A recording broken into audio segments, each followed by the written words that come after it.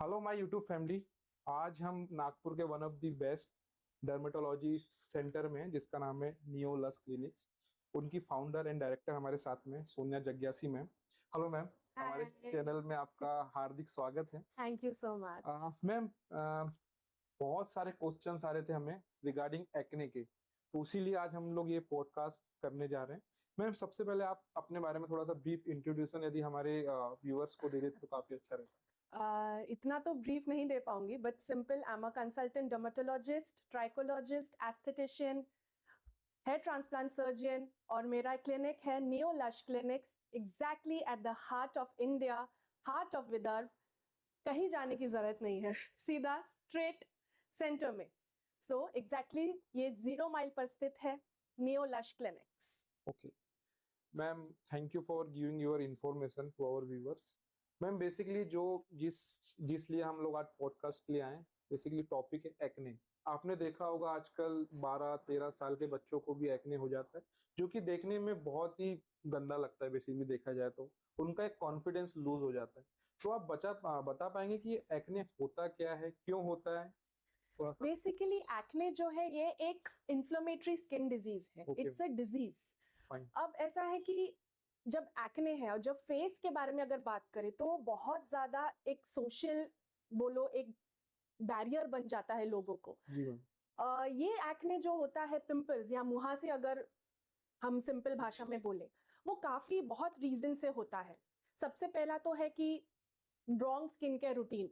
आजकल, आज तक, मतलब हम इतने एडवांस आजकल टेक्नोलॉजी हो गई है, सबको इतना आई थिंक अवेयरनेस होना चाहिए, पर आज तक लोगों को इतना अवेयरनेस ही नहीं है कि what is the right skin care routine. उनको अपना स्किन टाइप पता नहीं होता है कि व्हाट स्किन टाइप है, ऑयली या ड्राई, ये तक पता नहीं होता है। बराबर है मैम। जनरली अगर एक्ने के बारे में बात करें तो वो होते हैं दो चार रीजन से। बेसिकली जब एक्सेस ऑयल प्रोड्यूस होता है तो हमारे स्किन में नॉर्मल पोर्स होते हैं, तो यदि वो अगर ब्लॉक हो गए तो उसके कारण भी एक्ने आते हैं। Number 2 is a bad lifestyle, यानी हार्मोनल इम्बैलेंस अगर यदि बॉडी में है, लाइफस्टाइल अगर उतनी अच्छी नहीं है, तो उसमें पीसीओएस नाम की कंडीशन लड़कियों में बहुत आजकल कॉमनली देखी जाती है। या तो फिर प्यूबर्टी बोलो, या मेंस्ट्रुएशन में अगर बोलते हैं मैम, आज तक मेरे पास जो लड़कियां आती हैं बोलते हैं कि मेरे हर महीने में मुझे एक्ने ट्रिगर होते हैं। ऐसा क्यों होता है मैम? तो जनरली हार्मोनल इम्बैलेंस या बैड लाइफस्टाइल और इन सब चीजों से जनरली एक्ने ट्रिगर होते हैं। फाइन मैम, बेसिकली आपने काफी अच्छी इंफॉर्मेशन दी। मेरे ख्याल से हमारे व्यूवर्स को एक छोटा सा अंदाजा हो गया होगा कि एक्ने होता क्यों है। मैम, एक बहुत दिनों से मैंने सुनता है, बचपन से, कि यदि जब बॉडी की हीट एक्सेसिव हो जाती है जिसके कारण एक्ने होता है, तो ये बात सही है, आपको लगता है? ऐसा कुछ नहीं है। मैं ये क्लियर बताना चाहती हूँ कि ये एक मिथ है। आज तक भी मेरे पास लड़कियां आती हैं, मैम बोलती है मेरे पास अंदर, मेरी इतनी अंदर बॉडी में हीट है, मुझे मुहासे आते हैं। तो there is nothing called body heat. Body heat हम क्यों कोरिलेट कर पाते हैं? क्योंकि there is underline hormonal imbalance. Body में एक हार्मोनल इम्बैलेंस होने के कारण लोग उनको एक हीट के साथ एक कोरिलेट करके उनको फिर बोलते हैं कि हमको एक्ने आ रहे हैं, but there is nothing called body heat. Hormonal जब चेंजेस होते हैं बॉडी में, दो प्रकार के हार्मोन्स होते हैं फीमेल बॉडी में, एक ईस्ट्रोजन और एक प्रोजेस्टेरॉन। तो यदि उसका अगर मात्रा ऊपर नीचे अगर होता है, या फिर अगर मेल्स में जनरली मेल हार्मोन जो बोलते हैं टेस्टोस्टेरॉन, तो उसका अगर ऊपर नीचे मात्रा होने के कारण तब जाके एक्ने ट्रिगर होते हैं। जैसे कि अब ऑयल ज्यादा प्रोड्यूस हो रहा है, उसके कारण एक्ने ट्रिगर होते हैं। तो ऐसा कुछ भी नहीं है कि बॉडी हीट ऐसा कुछ बढ़ गई तो उसके कारण एक्ने आते हैं। मैं एक और पॉइंट क्लियर करना चाहूंगी। मेरे पेशेंट्स आके बोलते हैं, मैं एक्चुअली उनको लाइफस्टाइल के बारे में हमेशा काउंसिल करती रहती हूँ कि आप लाइफस्टाइल अपनी सुधारो या प्रोटीन इंटेक ज्यादा कीजिए। अब प्रोटीन में आता है, नंबर 1 आते हैं एग्स। अब अगर यदि हम एग्स खाते हैं तो मेरा नेक्स्ट क्वेश्चन, पेशेंट्स बोलते हैं मुझे कि मैम हम एग्स खाएंगे तो हमारे स्किन पे और ज्यादा एक्ने आएंगे क्योंकि वो बॉडी हीट करती है। But this is again a myth कि प्रोटीन ज्यादा खाओगे या नेचुरल वे में आप अगर एग ज्यादा ले रहे हो तो उसके कारण आपको एक्ने या मुहासे आएंगे, but it's not like that. Definitely ma'am, जब अभी तो मैं प्योर वेजिटेरियन हो चुका हूँ, जब मैं भी एग्स खाता था तो बहुत से लोगों के मैंने मुंह से सुना था कि ये जो अंदर येलो पार्ट रहता है वो ना खाओ, व्हाइट खाओ, उससे एक्ने ट्रिगर होते हैं। तो आपने बहुत अच्छा एक हमें बताया कि एक्ने ट्रिगर होने का रीजंस क्या क्या होता है। मैम, एक और चीज देखी गई, जैसे अभी हमारे इंडिया में पोल्यूशन लेवल काफी बढ़ चुका है, आपको क्या लगता है पोल्यूशन लेवल के कारण भी एक्ने ट्रिगर होते हैं? डेफिनेटली पॉल्यूशन एक एनवायरमेंटल चेंज होता है। जब भी अगर पॉल्यूशन अगर बढ़ता है तो उसके कारण जो स्मोक है उसमें जो डस्ट है अगेन अपने जैसे जो स्किन में नॉर्मल जैसे मैंने कहा पोर्स होते हैं उनको जाके ब्लॉक कर देता है। तो जो नॉर्मल सीबम या जो नॉर्मल ऑयल आना चाहिए अपने ऊपर सतह पर वो जी। आ नहीं सकता है। ओके। वो अंदर दब के रह जाता है। इससे वो व्हाइट हेड्स ब्लैक हेड्स या फिर जो पस्ट्यूल्स बोलो जी। वो बनते हैं। नहीं तो फिर बड़े बड़े एक्ने आ सकते हैं पॉल्यूशन से। Yes it can cause acne. मेरे ख्याल से पोल्यूशन से बचने के लिए स्कार्फ बांध के लोग निकले। यस डेफिनेटली एक अच्छा मॉइस्चराइजर और एक्ने कंट्रोल करने के लिए गुड सनस्क्रीन। और जब भी आप बाहर जा रहे हैं बेसिकली अगर आप टू व्हीलर पे हैं जब आपका स्किन ज्यादा से ज्यादा एक्सपोज रहता है जी मैम। तब आप थोड़ा सा अगर कवर करके जाएंगे तो I think it will be a major है। फाइन। मैम अभी आपने थोड़ी देर पहले फीमेल्स की एक प्रॉब्लम बताई थी कि फीमेल्स में एक्ने होने के चांसेस बढ़ जाते हैं बिकॉज ऑफ उनके जो हार्मोन्स लेवल डिसबैलेंस होते हैं।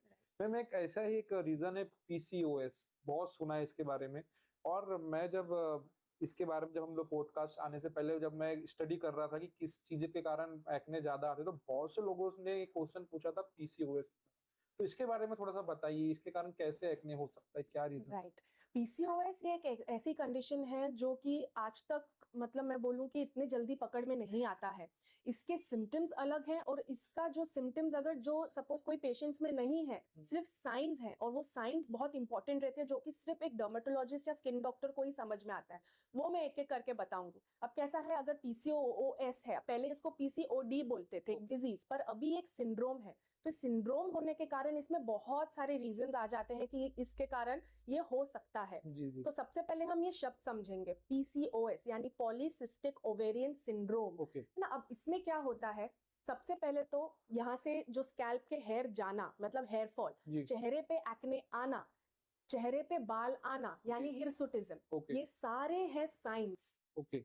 अब लड़कियों को क्या लगता है कि यदि अगर हमको पीरियड्स ही अगर इरेगुलर आ रहे हैं या सपोज पीरियड्स आ नहीं रहे तो ही हमको पीसीओएस हो सकता है। तो ये बहुत बड़ी मिस्टेक है। ओके। सिर्फ पिंपल आना भी एक साइन होती है कि आपको अंडरलाइन पीसीओएस हो सकता है और है।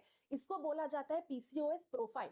अब जैसे मैं सिंपल भाषा में बताऊं अगर किसी का ब्लड शुगर लेवल अगर बॉर्डर लाइन पे है तो हम उनको डायरेक्टली नहीं बोलते कि भैया आपको डायबिटीज है। बराबर है ma'am. But this is called pre diabetic कि Fine. आगे जाके आपको डायबिटीज सकता है। होने की शक्यता है। तो जी। वैसे ही ये पीसीओएस का दर्शाता है कि आपको अगर मुहासे है या आपको बहुत ज्यादा हेयर लॉस हो रहा है या जी। चेहरे पे बाल आ रहे हैं तो ये एक साइन है कि आपको पीसीओएस हो सकता है। जी मैम। पर लड़कियों को या आजकल लोगों को क्या लगता है कि हमको सिर्फ अगर पीरियड्स ही नहीं आते हैं तो ये हमको पीसीओएस जी। ये है। तो PCOS is a hormonal imbalance again. Simple अगर बोलूं तो ये अपने जैसे मैंने बताया हार्मोन्स हैं उसका इम्बैलेंस होने के कारण ओवरीज में सिस्ट बनते हैं छोटे छोटे या एंडोमेट्रियल जो है एंडोमेट्रियल लाइनिंग यूटेरस की वो अगर थिकन हो जाए तो उसके कारण ये पीसीओएस हो सकता है। मैम एक और चीज है जो कि इंडिया में तो देखा जाए तो काफी बड़े स्तर पे लोग करते हैं, इसको स्मोकिंग। हाँ और स्मोकिंग के कारण भी ये मैं बस इसलिए आपको क्वेश्चन पूछ रहा हूँ कि जब मैं स्टडी जैसे मैंने आपको बताया तो ये भी क्वेश्चन बहुत लोगों ने अराइज किया था कि कुछ लोगों का कहना था कि स्मोकिंग हम लोग रेगुलर करते हैं उसके कारण भी हमें एक्ने आ रहे हैं। तो मैम ये रीजन क्या लगता है क्यों ऐसा होता है और क्यों एक्ने आते हैं स्मोकिंग के कारण? स्मोकिंग से आपको एक्ने से ज्यादा आपको अपने फेफड़ों का तो वो बात तो सही है। उसका ख्याल रखना चाहिए। जी That जी is बिल्कुल। acne is more secondary, but yes, smoking is another trigger. It can trigger acne, but बोलते हैं कि वो root cause नहीं है, but वो trigger कर सकता है। यानी जो आपकी जो skin है, जो जिसमें already जो acnegenic है, वो acne को बढ़ा देगा। Okay fine. और मैम आजकल की जो लाइफस्टाइल है, आजकल का जो यूथ है, आपने कई न्यूज में देखा होगा कि यूथ आजकल स्ट्रेस इतना ज्यादा ले रहे हैं। स्ट्रेस के कारण या तो उनकी जिंदगी और जिंदगी का पूरा पूरे सत्यानाश हो रहा है या फिर उनका पूरा देखा जाए तो उनकी पूरी एक लाइफ स्टाइल वेनिस्ड हो जाती है। Right. तो मैम स्ट्रेस के कारण भी एक कोई रीजन हो सकता है एक्ने का आपके हिसाब से? बहुत इंपॉर्टेंट पॉइंट है ये कि स्ट्रेस और लाइफस्टाइल आजकल के जमाने में बहुत इंपॉर्टेंट है। जब आजकल हम इतने फास्ट लाइफ जी रहे हैं, लोग इधर उधर भाग रहे हैं, सुबह जाते हैं अपने ऑफिस के लिए, रात में आते हैं थक कर, अपनी ना खाने पीने का उनको ना ख्याल रहा है ना कुछ अपने शरीर के तरफ कुछ ध्यान रहा है। तो yes stress is the major मैं तो बोलूंगी आजकल के जमाने में रूट कॉज है कि you know a bad lifestyle will lead to acne. Acne के साथ ही साथ हेयर फॉल, या फिर और भी अदर जो हार्मोनल जो चेंजेस होते हैं बॉडी में, उसके कारण जैसे वेट गेन या थायराइड, अनदर इश्यूज भी हो सकते हैं, सिर्फ एक्ने ही नहीं। तो अगर स्ट्रेस को मैनेज करना है तो सबसे पहले तो अपना लाइफस्टाइल आपको वहां ध्यान देना पड़ेगा, लाइफस्टाइल को सुधारना पड़ेगा। सबसे पहले तो अगर बैड लाइफस्टाइल के कारण आपको लगता है कि मुझे मुहासे आ रहे हैं, तो you should start doing exercises, eat a very balanced healthy meal जिसमें प्रोटीन इंटेक अच्छा हो, कार्बोहाइड्रेट्स थोड़े कम हो, शुगर कम हो। तो ये सब, और एक्सरसाइज करना बहुत जरूरी है, योगा, मेडिटेशन, या फिर अगर सिंपल वॉकिंग से ही क्यों ना स्टार्ट करो। तो I think it is very beneficial in maintaining a healthy lifestyle. Healthy lifestyle रहेगी तो एक्ने के चांसेस भी कम से कम होंगे। Right. You can say. Ma'am बचपन से हमारी दादी नानी हमें चेहरे पे ऑयल लगाती थी। बचपन से आपने देखा होगा बच्चों को ऐसे बिल्कुल ऐसे पूरा एक लेयर लगा दी जाती थी। राइट। बट आजकल जब देखा जा रहा है कि जैसे आपने बताया पोल्यूशन में हम बाहर निकलते हैं तो उसके कारण एक्ने होने के चांसेस रहते हैं, बिकॉज हमारे फेस में पहले से ऑयल रहता है। तो मैम ऑयल लगाना ठीक है अभी के समय, यदि आप देखा जाए कि वो भी एक्ने को जनरेट करता है? ऑयल जो है वो अपने सीधा दादी को दे दीजिए, उनको बोलिए आप अपने ना एजिंग स्किन में वो आप ही लगाइए फाइन फाइन। क्योंकि ऑयल जो है it's a major no if you have a oily acnegenic, आपकी ऑलरेडी ऑयली स्किन है, आप अगर बाहर से और ऑयल लगाएंगे तो और आप अपने पोर्स को ब्लॉक कर रहे हैं, फाइन। और एक्सेस ऑयल अगर के स्किन में है तो डेफिनेटली वो एक्ने ट्रिगर करेगा ही। सो अगर आपकी स्किन ऑयली या एक्नेजेनिक है, सेंसिटिव है, तो इन स्किन पे तो बिल्कुल भी नहीं लगाना चाहिए। हाँ, पर यदि आपकी स्किन ड्राई है, ओके। अब लोगों को बहुत कंफ्यूजन होता है कि हम अगर स्किन ड्राई है तो हम ऑयल लगा ले, पर ऐसा नहीं होता है। आपकी अगर स्किन ड्राई है so you need a good moisturiser yes. जिसमें हाइड्रेशन आपको मिले। So a good moisturiser, a good sunscreen और एक क्लेंजर जो पोर्स को क्लीन रखे, Clean. इसके अलावा स्किन में और कोई चीजों की जरूरत नहीं होती। I suggest. मैम बेसिकली अभी मार्केट में आपने देखा होगा जैसे एक्ने जिसको भी होता है तो वो फर्स्ट ट्रीटमेंट डर्माटोलॉजिस्ट के पास ना जाते हुए आजकल ओटीसी में बहुत सारे एंटी एक्ने फेस वॉश आ चुके हैं, वेरियस ब्रांड्स के हैं जिसमें मेरे ख्याल से हार्मफुल केमिकल्स भी होते हैं। तो ये एंटी फेस वॉश का मैम क्या सच है, आपको क्या लगता है ये सही में वर्क करते हैं एक्ने के ऊपर? डेफिनेटली, भले ही फेस वॉश का कांटेक्ट टाइम हमारा सिर्फ 15 से 20 सेकंड होता है, बट उसमें ही आपके जो क्लींजिंग जो बोलते हैं, इट्स अ मेजर स्टेप कि आपके जो डीक्लॉगिंग जो बोलते हैं पोर्स को, या फिर ऑयल हटाना, डर्ट हटाना, उसमें बहुत काम आता है। तो salicylic acid based, glycolic acid based, glutathione based आजकल बहुत सारे फेस वॉशेस मार्केट में आ गए हैं। But of course you can use a face wash, जैसे salicylic acid is the major जो बोले कंटेंट रहता है जो ऑयल कंट्रोल में काम आता है, तो आप बहुत अच्छे से वो स्किन में या एक्ने कंट्रोल में काम करता है। बट अगर ऐसे आप सोच रहे हैं कि सिर्फ मैं एक फेस वॉश यूज करूंगी और बाकी का मैं कुछ नहीं करूंगी, ना हम डॉक्टर को दिखाएंगे और खुद से ही हम सिर्फ एक फेस वॉश के भरोसे बैठेंगे, सो फिर that is a definitely big mistake. Definitely. तो मेरे ख्याल से यदि किसी को एक्ने हो तो उसे डर्माटोलॉजिस्ट के पास तो जाना ही चाहिए, डेफिनेटली खुद होके अपना डॉक्टर नहीं बनना चाहिए। क्योंकि एक रूट कॉज को जानना बहुत जरूरी है जी। कि एक्ने जो है, पिंपल है, वो किस कारणवश हमारे चेहरे पे आ रहे हैं।